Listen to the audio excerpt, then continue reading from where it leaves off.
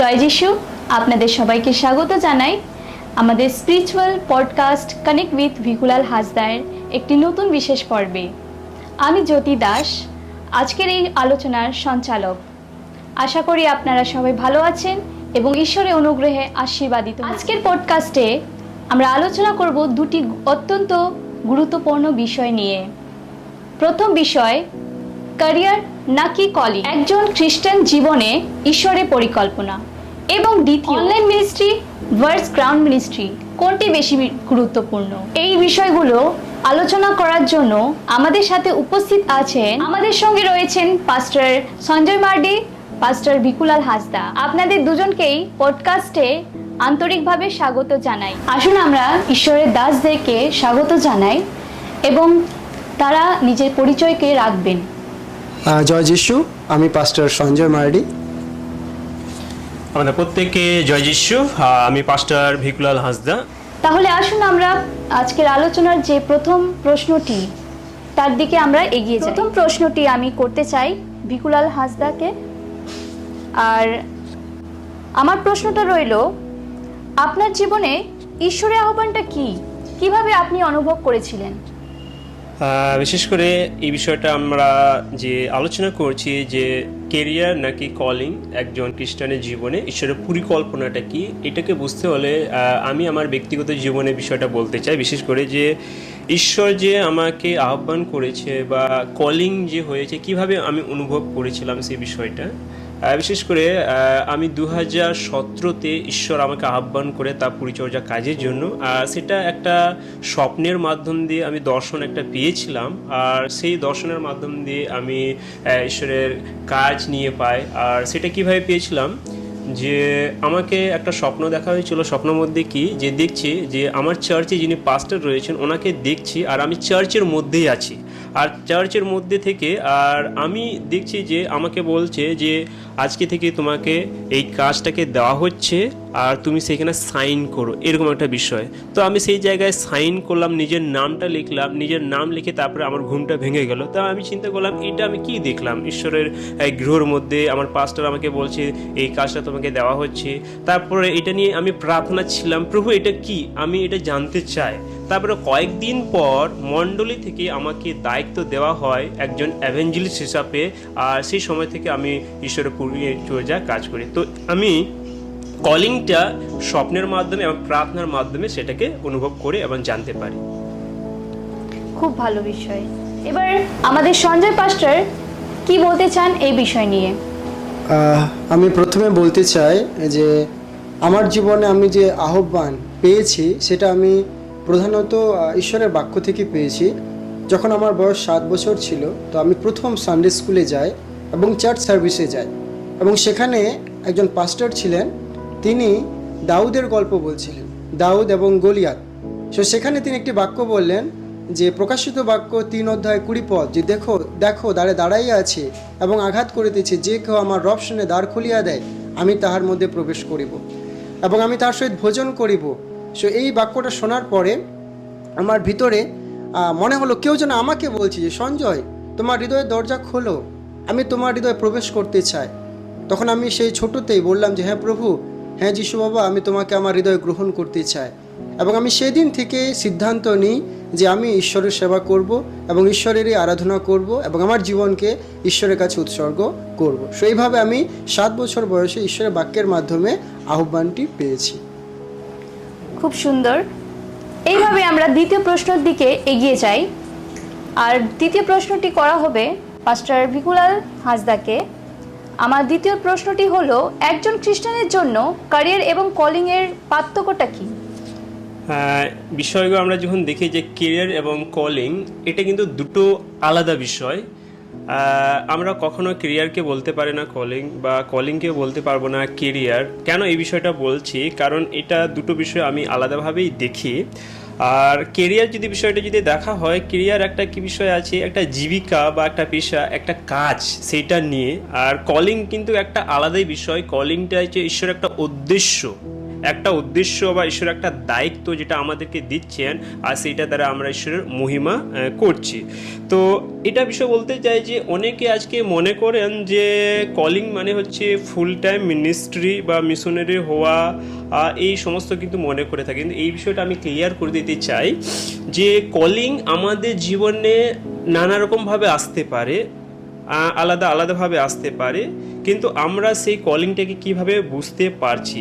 যেরকম যে যারা কেরিয়ার নিয়ে চিন্তা করছে তাদেরকে একটা বিষয় বলতে চাই, প্রথম আপনাকে জানতে হবে ঈশ্বরের কলিংটা আপনার জীবনে কি।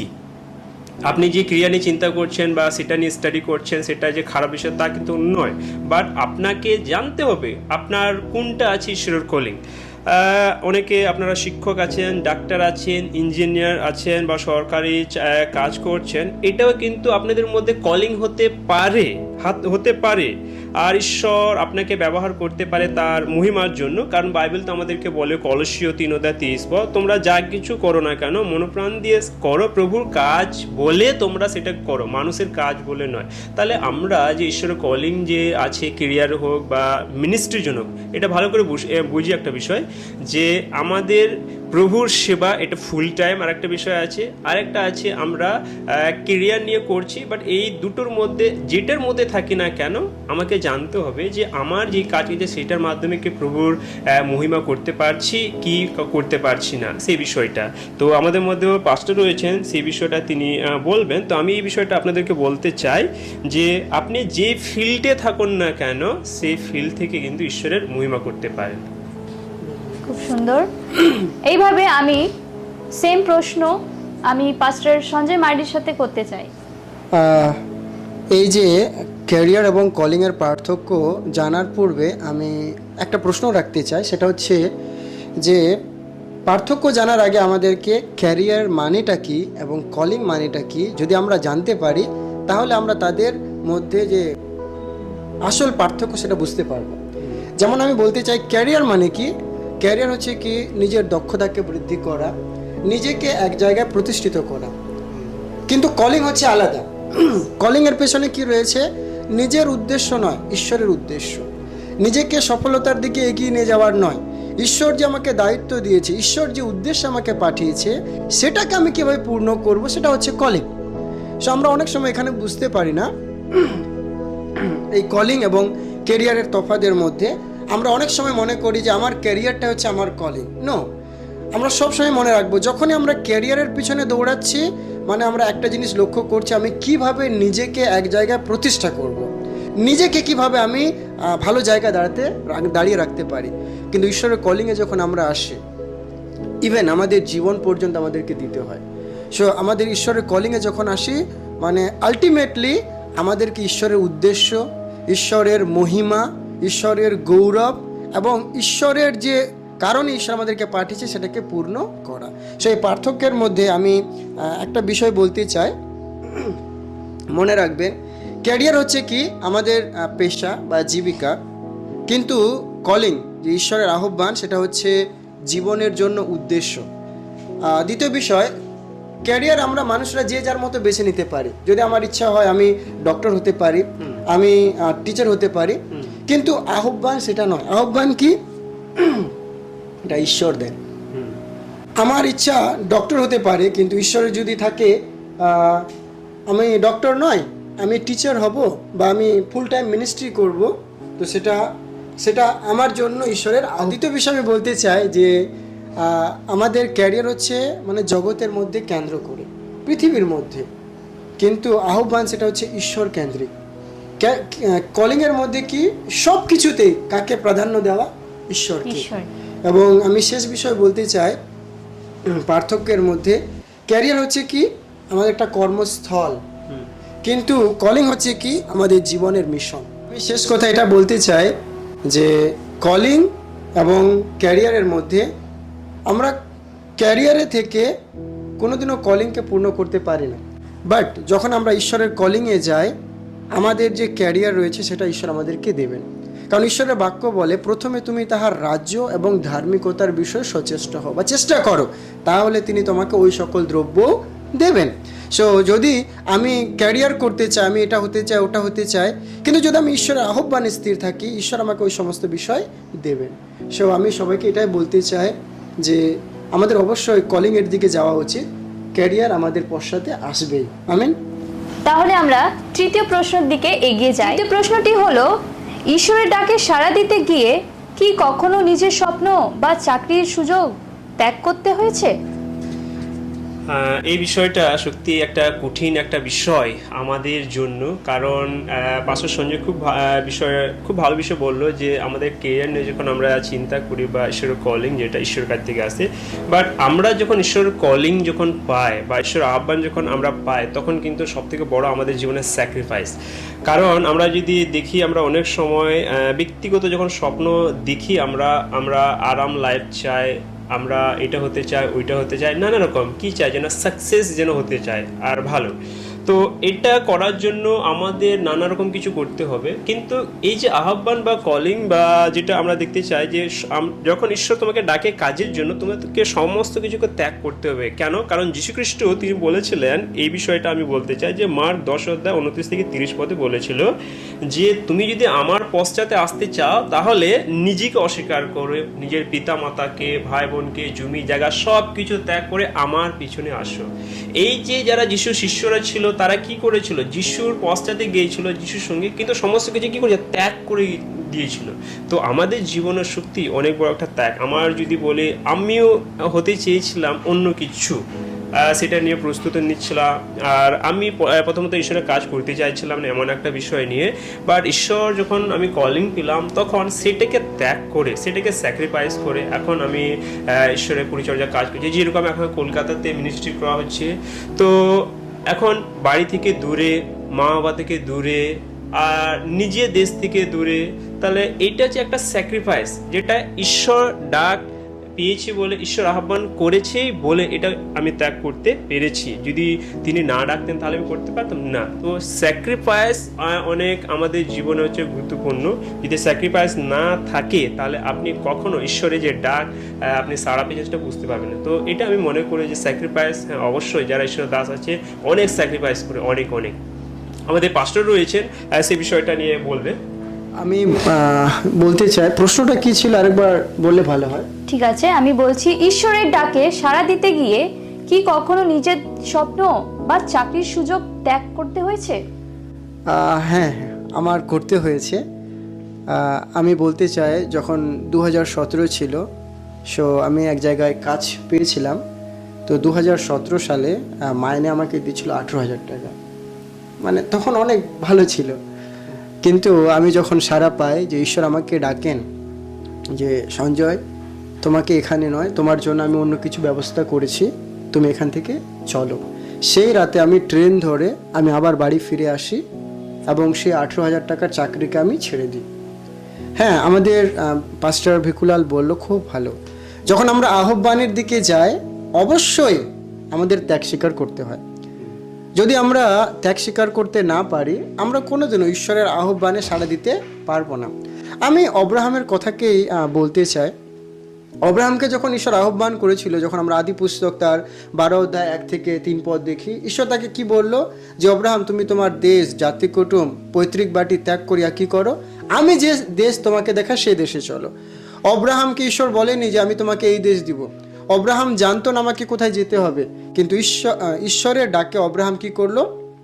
বেরিয়ে পড়লো। সো আমি বলতে চাই, যখন আমরা আহ্বানের জন্য এগিয়ে আসি আমাদের অনেক ত্যাগ স্বীকার করতে হয়। আমি চাইছিলাম একটা টিচার হওয়ার জন্য, যে স্কুলে কোনো টিচার করব, কিন্তু সেটা আমি হতে পারিনি। পরে আমি জব করি, মেবি আমি যে জব করছিলাম সেটার মাইনে এখন অনেক বেশি হতো, মানে ধীরে ধীরে ওটা প্রাইভেট জব না, ওটা সরকারি জবের মতো ছিল, কিন্তু আমি সেটাকে ত্যাগ করলাম। এটা আমার গৌরবের জন্য বলছি না, কিন্তু বলছি হ্যাঁ, করতে হয়, ছোট হোক বড় হোক সেগুলো ত্যাগ করতে হয়। এবং আমি বলতে চাই, সত্যি আমি এবং পাস্টার আমরা কলকাতাতে থাকছি, কিন্তু আমাদের আসল বাড়ি কিন্তু এখানে নয়। আমার বাড়ি হচ্ছে মালদা, ওনার বাড়ি হচ্ছে উত্তর দিনাজপুর। সো আমরা সেখান থেকে এসে মালদায় কী করছি? সেবা কার্য করছি। এটাও আমাদের গৌরবের জন্য নয় যে আমরা করতে পেরেছি, এটার পেছনে ঈশ্বরের উদ্দেশ্য আছে, ঈশ্বরের আহ্বান আছে, এবং আমরা বিশ্বাস করি এই যে পেরেছি এটা হচ্ছে ঈশ্বরের শক্তি বলি আমি। সো আমি একটাই বলতে চাই, হ্যাঁ, ত্যাগ স্বীকার করতে হয়, করেছি এবং ভবিষ্যতেও করতে হতে পারে। সো ধন্যবাদ। ধন্যবাদ। আচ্ছা, আমরা এখন চতুর্থ প্রশ্নের দিকে এগিয়ে যাব। আমার চতুর্থ প্রশ্ন হলো ভিকুলাল হাসদা, পাস্টার ভিকুলাল হাসদার জন্য, যদি কারো ভালো চাকরি থাকে তাহলে কি সে পূর্ণ সময়ে পরিচর্যে না এলেও ঈশ্বরের পরিকল্পনা থাকতে পারে? সেটা বলবো অবশ্যই অবশ্যই থাকতে পারে। কারণ আপনাদের বা অনেকের আছে ভালো চাকরি রয়েছে, বাট হয়তো ফুল টাইম মিনিস্ট্রি আসতে পারছেন না, তার মধ্যে কিসের পরিকল্পনা থাকতে পারে? অবশ্যই থাকতে পারে। লুক একজন কি ছিলেন? একজন ডাক্তার ছিলেন। কিন্তু সেই জায়গায় কি করেছিল? ঈশ্বর তাকে ব্যবহার করেছিল। আর আমরা এখন কি লুক লিখিত সুসমাচার পড়ছি, তাই না? তো আপনি যে কোনো কাজেই থাকুন না কেন, আপনি মনে করছেন ফুল টাইম আমি ঈশ্বরকে দিতে পারছি না, সেবা কাজে দিতে পারছি না, বা মণ্ডলীর জন্য আমি সময় দিতে পারছি না, তো আমি একটা বলবো এই বিষয়টায় যে মণ্ডলী যে সমস্ত সেবা কাজ আছে ছোট ছোট, সেটা নিয়ে আপনি দায়িত্ব নেন, সেটা নিয়ে এগিয়ে আসুন, আর সেটাকে আপনি সাহায্য করুন। তাহলে দেখবেন ঈশ্বর আপনাকে প্রত্যেকটা ক্ষেত্রে সাহায্য করবে।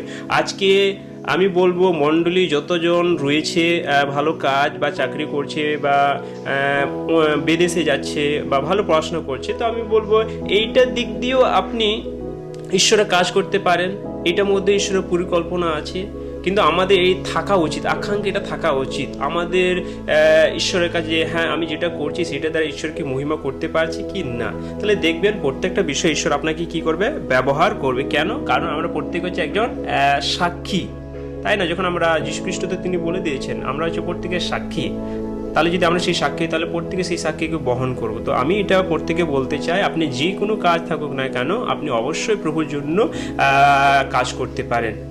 এই বিষয় নিয়ে আমাদের পাস্টরও বলবে যে যদি কারো ভালো চাকরি থাকে, হয়তো একজন ডাক্তার রয়েছেন, হয়তো একজন ইঞ্জিনিয়ার রয়েছেন, হয়তো একজন বিজনেসম্যান রয়েছেন, তাহলে সেটার মধ্যে থেকে কিভাবে পরিচর্যা এগিয়ে যাবে, এটা নিয়ে আপনার কি মনে হয়? সো এই প্রশ্নটা আমাদের সবার কাছেই থাকে, কারণ আমরা অনেকে ফুল টাইম মিনিস্ট্রি করি না, অনেকে জব করে। সো আমি প্রথমে বলতে চাই, দেখুন, প্রশ্ন আমার ফুল টাইম সেবা কার্যের জন্য কি আমাকে ঈশ্বর আহ্বান করেছে?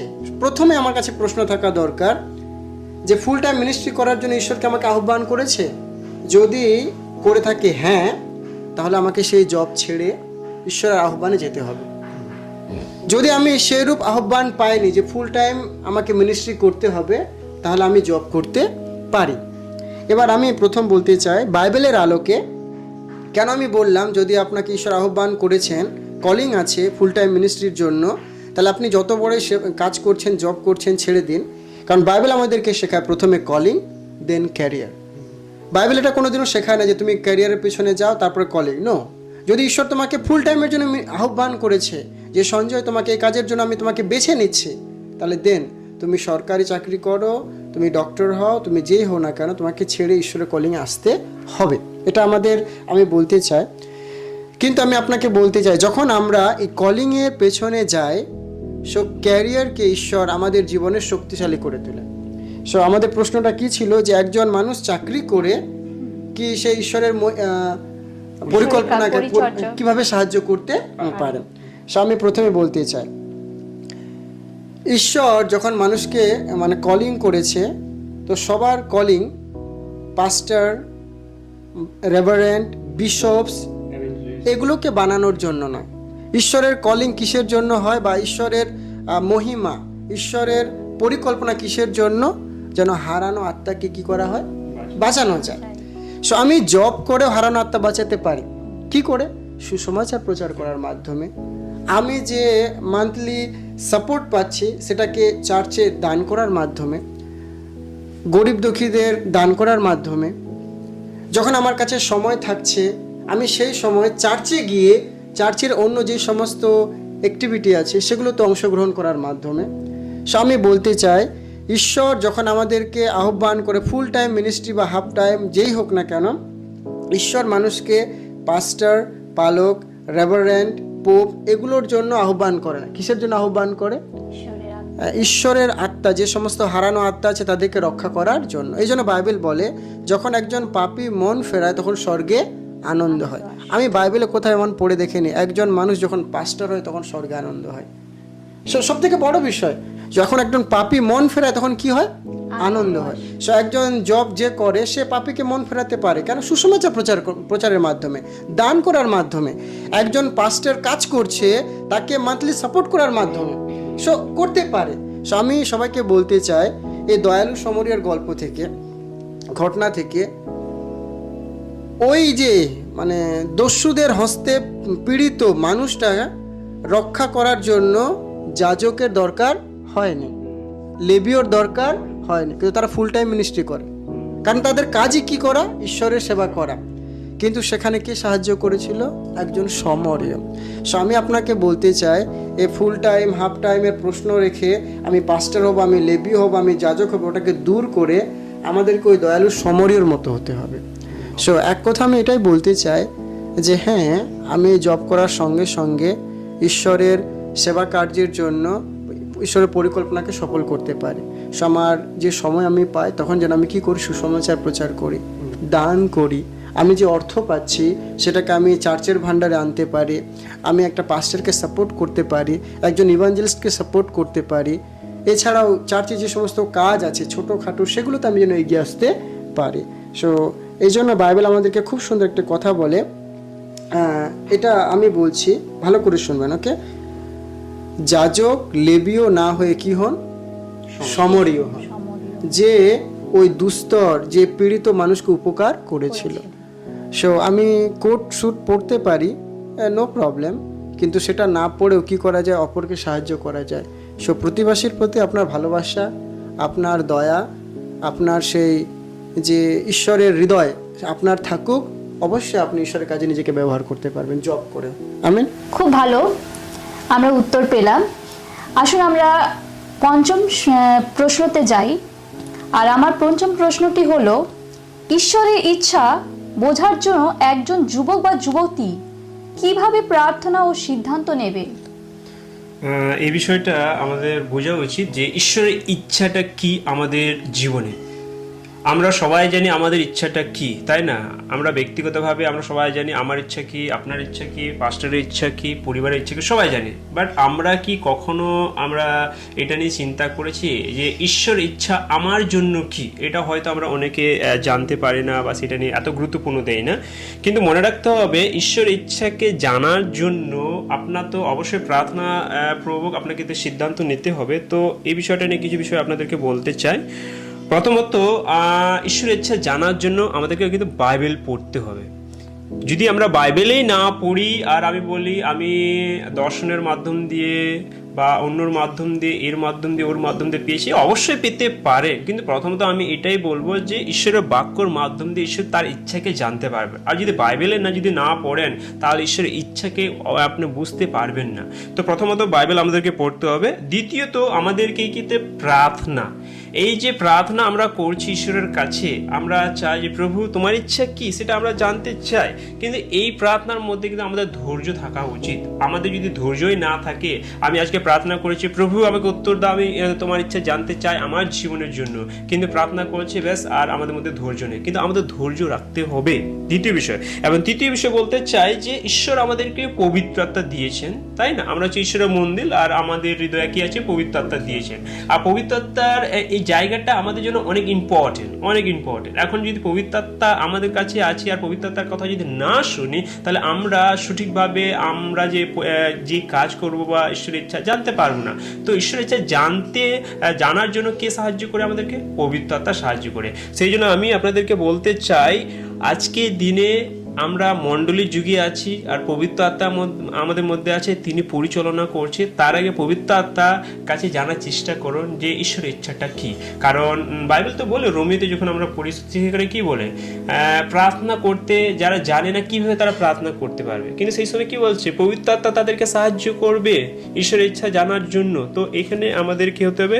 নিজেকে সমর্পণ করতে হবে, পবিত্র আত্মা আমাদের কি করবে? পরিচালনা করবে। এবং আরেকটা বিষয় রয়েছে, সেটা হচ্ছে আমরা অনেক সময় করে থাকি না, ঈশ্বরের ইচ্ছা জানার জন্য আমরা নিজের মতামত নিই। আমি বলবো ঈশ্বর আমাদেরকে মণ্ডলী দিয়েছে, আত্মিক পিতা দিয়েছে, আত্মিক নেতা রয়েছে, অনেকে রয়েছে মণ্ডলীতে, প্রাচীন রয়েছে, পাস্টার রয়েছে, অ্যাভেঞ্জেলিস্ট রয়েছে, যাদের সঙ্গে ভালো আপনার বন্ডিং আছে বা আত্মিক পরিচয় রয়েছে, আপনি অবশ্যই তাদের কাছে গিয়ে পরামর্শ নিন। এবং পরামর্শ নেওয়াটা অনেক গুরুত্বপূর্ণ। আমরা অনেক সময় পরামর্শ নিই না, আমরা নিজের মতন করি না। ঈশ্বর দিয়েছে পাস্টার, আমাদের আধ্যাত্মিক পিতা, তাদের কাছে আমরা পরামর্শ নিই, আর তাদের মাধ্যম দিয়ে আমরা অনেক কিছু জানতে পারি, কারণ ঈশ্বর তাদেরকেও ব্যবহার করে আমাদের জীবনে বলার জন্য। তো আমি বলবো এটা যে অবশ্যই পরামর্শ নেন। আরেকটা বলে আমি শেষ করতে চাই যে পরিস্থিতি সব থেকে ইম্পর্টেন্ট। ঈশ্বরের ইচ্ছা জানার জন্য আমাদের কিন্তু পরিস্থিতিকেও দেখতে হবে। আমাদের ঈশ্বর কিন্তু পরিস্থিতির মাধ্যম দিয়েও কথা বলে। আমাদের ঈশ্বর আমাদের জীবনে কি চায় সেটা পরিস্থিতির মাধ্যম দিয়ে দেখিয়ে দেয়। তো আমি এটা বলবো আপনাদেরকে যে বাইবেল পড়ুন, প্রার্থনা করে ধৈর্য রাখুন, পবিত্র আত্মা পরিচালনা করবে এবং অবশ্যই পরামর্শ নেন। এবং আমি বলবো যে পরিস্থিতির মাধ্যম দিয়ে ঈশ্বর আপনার সঙ্গে অবশ্যই কথা বলবে, কারণ আমরা যদি জগতের মতন চলি আর জগৎ মানুষের সঙ্গে যদি পরামর্শ বেশিরভাগ নেই, তাহলে আমরা কখনো ঈশ্বরের ইচ্ছা জানতে পারবো না। তো এটাই বলতে চাই। তার সঙ্গে আমাদের পাস্টরও রয়েছেন, এই বিষয়টা নিয়ে আপনি কিভাবে দেখেন? এ বিষয়ে এই যে একজন যুবক ঈশ্বরের ইচ্ছা কিভাবে জানতে পারে, আমাদের পাস্টার ভিকুলাল সে কয়েকটি পয়েন্ট বলল, সব কিছু খুব ভালো বলেছে, আমি এগ্রি আছি সবটাতে। কিন্তু আমি দুটো বিষয়কে বেশি জোর দিতে চাই, আর সেগুলোর মধ্যে আমি প্রথম থেকে বলতে চাই, এটা হচ্ছে কি, যদি আপনি ঈশ্বরের ইচ্ছাকে জানতে চান, আপনাকে ঈশ্বরের মুখের অন্বেষণ করতে হবে। আপনি কোনোদিনও ঈশ্বর থেকে দূরে থেকে ঈশ্বরের ইচ্ছা কি করতে পারবেন না, জানতে পারবেন না। যদি আপনি ঈশ্বরের ইচ্ছাকে জানতে চান, তাহলে আপনাকে কার মুখ অন্বেষণ করতে হবে? ঈশ্বরের মুখ। সো কিভাবে আমরা ঈশ্বরের মুখকে অন্বেষণ করতে পারি, বা কিভাবে আমি ঈশ্বরের ইচ্ছাকে জানতে পারি? প্রথমত আমাদের পাস্টার বললেন বাইবেল। ইয়েস, বাইবেল হচ্ছে ঈশ্বরের হৃদয়। যদি আপনি ঈশ্বরের হৃদয়কে জানতে চান, আপনি বাইবেল পড়ুন। আপনি যদি বাইবেল পড়েন এবং বুঝতে পারেন, তাহলে আমি আপনাকে 100% গ্যারান্টি দিচ্ছি যে আপনি ঈশ্বরের ইচ্ছা বুঝতে পারবেন। কারণ বাইবেল হচ্ছে কি, ঈশ্বর নিঃশ্বাসিত শাস্ত্রলিপি, ঈশ্বরের মধ্যে থেকে বেরিয়েছে। সো আমাকে যদি ঈশ্বরের ইচ্ছাকে জানতে হয়, বাইবেল পড়তে হবে। আমি বাইবেল থেকে দূরে যাব, আমি ঈশ্বরের ইচ্ছা জানতে পারবো, এটা কোনোদিন হতে পারে না। সো আমি একটা বিষয় বলতে চাই, আপনি যত বাইবেল থেকে দূরে যাবেন, তত ঈশ্বরের ইচ্ছা থেকে দূরে যাবেন। কিন্তু আপনি যত বাইবেলের কাছে আসবেন, আপনি তত পরিষ্কারভাবে ঈশ্বরের ইচ্ছাকে জানতে পারবেন। সো প্রথম মাস্ট যে বিষয়টা আমি বলতে চাই, সেটা হচ্ছে বাইবেল পড়া, বাইবেলকে অধ্যয়ন করা, বাইবেলের বাধ্য হওয়া।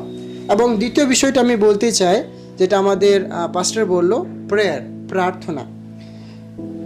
আমি প্রথমে বলতে চাই, আমরা যখন কোনো বিষয় জানতে চাই এটাতে ঈশ্বরের ইচ্ছা আছে কি নেই, সেখানে আমরা একটা ভুল করি। সেটা হচ্ছে কি জানেন, আমরা প্রার্থনা করি কি ভাবনা কেন্দ্রিক। আমি কি বিষয়ে ভাবছি সেই বিষয়ে আমি প্রার্থনা করছি। দ্বিতীয়ত কি বস্তু কেন্দ্রিক, আমি কোনো কিছু চাইছি, সেটাকে মাথার মধ্যে রেখে আমি কি করছি, প্রার্থনা করছি। সো আমাদের প্রার্থনা কি হচ্ছে, ভাবনা কেন্দ্রিক, বস্তু কেন্দ্রিক, ব্যক্তি কেন্দ্রিক। কিন্তু আমি আপনাকে বলতে চাই, যদি আপনি ঈশ্বরের ইচ্ছাকে জানতে চান, তাহলে আপনার প্রার্থনা অবশ্যই ঈশ্বর কেন্দ্রিক হওয়া দরকার। সো যখন আপনি ঈশ্বর কেন্দ্রিক প্রার্থনা করবেন, আপনি অবশ্যই ঈশ্বরের ইচ্ছাকে জানতে পারবেন। আমরা অনেক সময় যুবক যুবতীরা কি করে, নিজে আগে একটা কি করেছে, পছন্দ করে নিয়েছে, সিদ্ধান্ত করে রেখেছে, জেদ নিয়েছে, ইচ্ছা করে রেখেছে, শুধু তামাশা করার জন্য ঈশ্বরের সামনে গিয়ে নাটক করে। সো আমি কি করে ঈশ্বরের ইচ্ছাকে বুঝতে পারবো? আমার প্রার্থনা কি হওয়া দরকার, ঈশ্বর কেন্দ্রিক হওয়া দরকার। সো আমি দুটো বিষয়কে খুব জোর দিই, যদি আপনি ঈশ্বরের ইচ্ছাকে জানতে চান, তাহলে অবশ্যই বাইবেলকে এবং প্রার্থনাকে একসঙ্গে রাখবেন। যদি একটা এদিক ওদিকে হয়ে যায়, তাহলে আপনি হারিয়ে যাবেন। সো ঈশ্বরের ইচ্ছা জানার জন্য এই দুটো বিষয় রয়েছে। এবং আমাদের পাস্টার বলেছে, হ্যাঁ, পবিত্র আত্মা অবশ্যই দরকার, এবং যারা আমাদের সিনিয়র আছে তাদের কাছেও জিজ্ঞাসা করা দরকার, তারা কি বলে, তাদের মাধ্যমেও ঈশ্বর আমাদের সঙ্গে কথা বলে থাকে। সো ধন্যবাদ। আমরা এখন শুনলাম খুব সুন্দর উত্তর। ষষ্ঠ প্রশ্নটি হচ্ছে, বাইবেলের কোন চরিত্র আপনার কলিংয়ের যাত্রায় সবচেয়ে বেশি অনুপ্রাণিত করে? এইখানে সব থেকে মজার বিষয় আমার দুটো চরিত্র আছে। পুরাতন নিয়মে যদি আমরা দেখি, আব্রাহামের জীবনে অনেক উৎসাহ পাই। আমি যখন তাকে স্টাডি করি, তার বিষয়টা যদি দেখি, তার লাইফটা, আমি উৎসাহ পাই। এই বিষয়টা উৎসাহ পাই, ঈশ্বর তাকে বলেছিল যেই জায়গায় ছিল সেই জায়গা থেকে আরেকটা জায়গায় যেতে। আমি যেই দেশ তোমাকে দেখাচ্ছি সেই দেশে চলো, তবে আমি তোমাকে আশীর্বাদ করবো, সেইগুলো ত্যাগ করো। তো সেইখান থেকে ত্যাগ করে কথায় আসছে প্রভু যে দেশে দেখাচ্ছে সেই। আর আমরা দেখতে পাচ্ছি প্রভুর কথা শুনে ঈশ্বর তাকে অনেক ব্যবহার করেছে।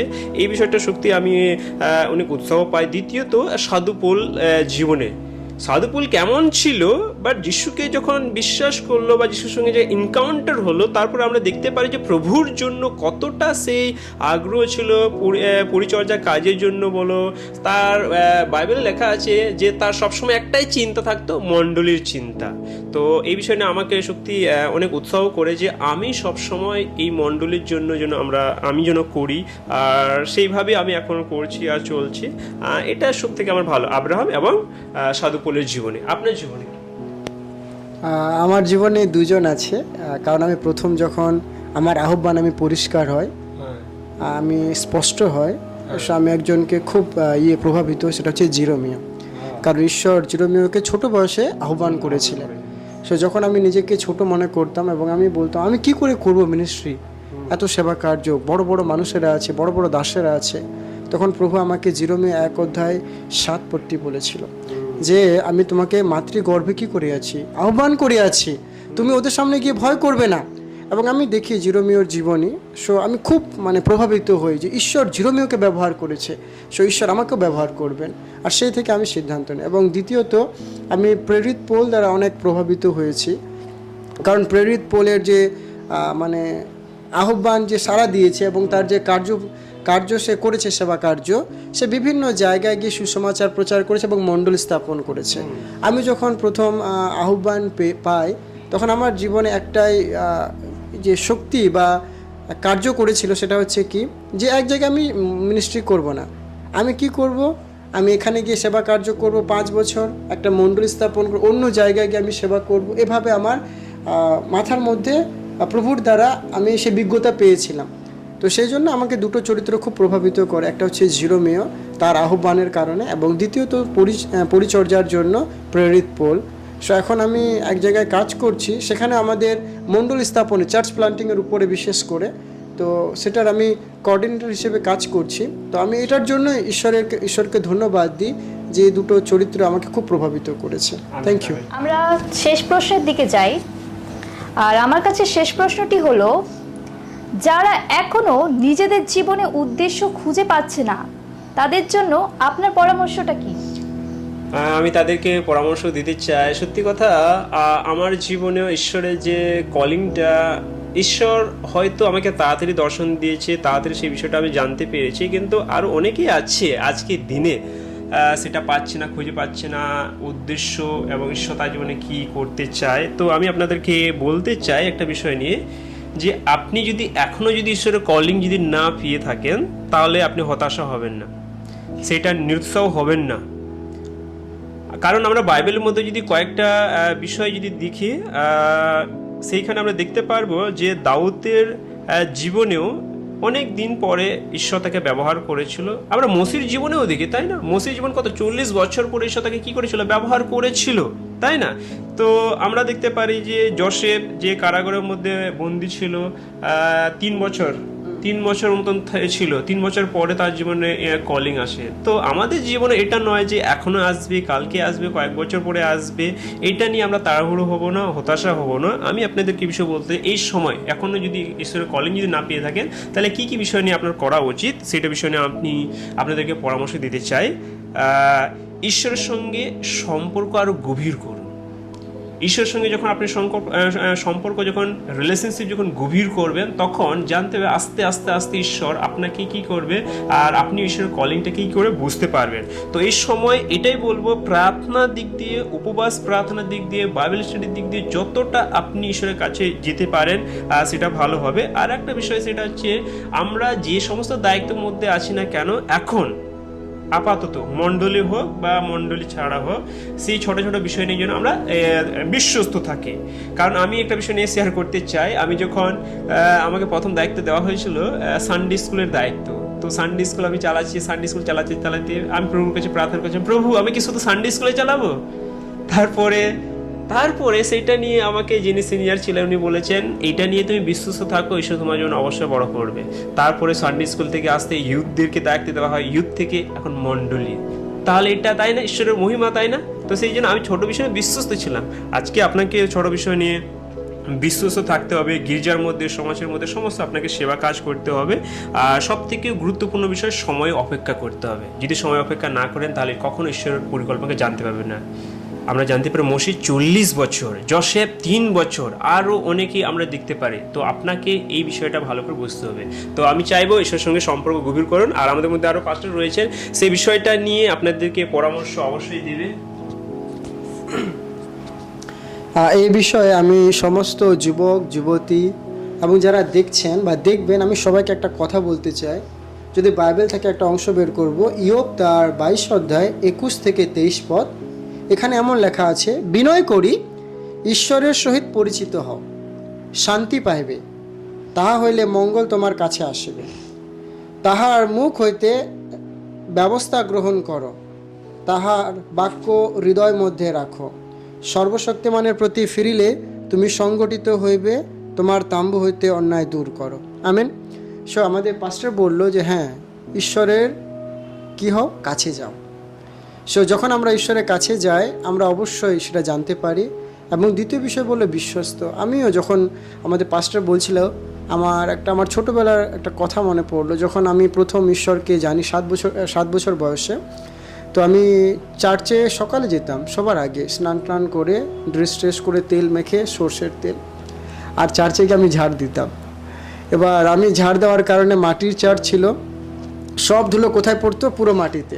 তো স্নান করে আমার কোনো ফায়দা নেই, মানে পুরো চুলগুলো সাদা সাদা হয়ে যেত বুড়োর মতো। সো আমাকে দেখে সবাই হাসতো, কিন্তু আমি করতাম। তারপরে এই যে যখন আমাদের চার্চ শেষ হয়ে যেত, সো আমাদের চার্চ থেকে পাস্টারের বাড়ি একটু দূরে আছে। সো আমি কি করতাম, চার্চের মধ্যে যত গানের বই বাইবেল আছে সব আমি কোলে নিয়ে এক জায়গা থেকে অন্য জায়গায় নিয়ে যেতাম। সো আমি এটাকে বিশ্বাস করি, ঈশ্বর আমাদের এই ছোট ছোট কাজগুলোকে কি করেন, দেখেন। সো যখন আপনি আপনার ছোট ছোট বিষয়ে বিশ্বস্ত হন, ঈশ্বর আপনাকে বড় দায়িত্ব দেয়। আমেন। সো এই বিষয়ে মনে রাখবেন। আর সব থেকে বড় বিষয়, ঈশ্বরের সঙ্গে পরিচিতি লাভ করুন। ঈশ্বর থেকে দূরে যায়েন না। ঈশ্বরকে যদি জানতে চান, ইচ্ছা জানতে চান, ঈশ্বরের কাছে আসুন। এখানে বলছে শান্তি পাবে, মঙ্গল তোমার কাছে আসবে। So amen. আমি এটা বিশ্বাস করি আমরা সবাই পেতে পারি। ওয়েট আর কি করুন, প্রার্থনা করুন, ঈশ্বরের অন্বেষণ করুন। জয় যিশু। ধন্যবাদ পাস্টার সঞ্জয় মার্ডি এবং পাস্টার ভিকুলাল। খুব সুন্দরভাবে আমাদেরকে আপনারা প্রশ্নের উত্তরটা দিলেন। আর আমরা অসংখ্য ধন্যবাদ দিতে চাই যে এই জন্য যে আপনারা নিজের মূল্যবান সময়টাকে আমাদের কাছে দিলেন। আপনাদের প্রত্যেককে অসংখ্য ধন্যবাদ। আমি জ্যোতি দাস আজকের মতো আপনাদের কাছে বিদায় নিচ্ছি। আবার দেখা হবে। জয় যিশু।